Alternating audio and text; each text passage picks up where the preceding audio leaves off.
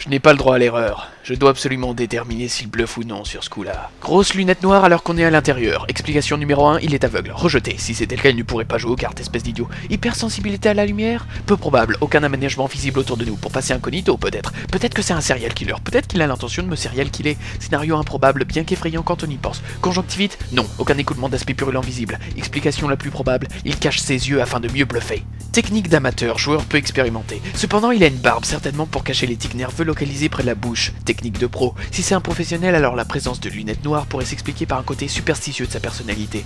Non, livres d'histoire, journaux, individus terre à terre, exit la théorie de la superstition.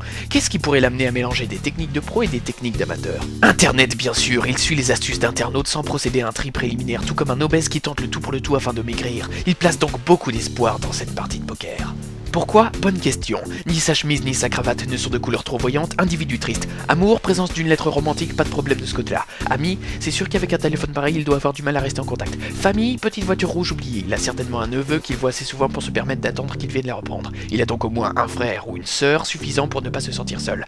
Pouvoir, aménagement pour apprendre ses discours, il a donc une fonction importante. Présence de beaucoup de micros égale narcissique. Pourtant son pantalon ne va pas avec sa veste, ses chaussures sont vieilles et usées, et il n'a pas assez d'argent pour réparer sa télévision. Il essaye de donner le change, mais il a des problèmes d'argent. Voilà pourquoi il est triste, l'argent, il est aux abois. Théorie confirmée par le contrat qui stipule qu'il est accepté comme cobaye pour un grand laboratoire.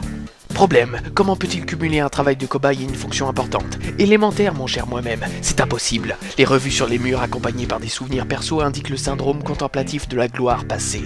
Il a perdu son job.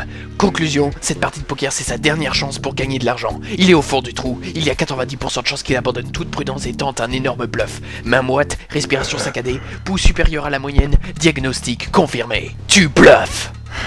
Pour la dernière fois, on ne fait pas un poker, mais une bataille variante duel technique. Et c'est à ton tour de jouer depuis tout à l'heure. Oh.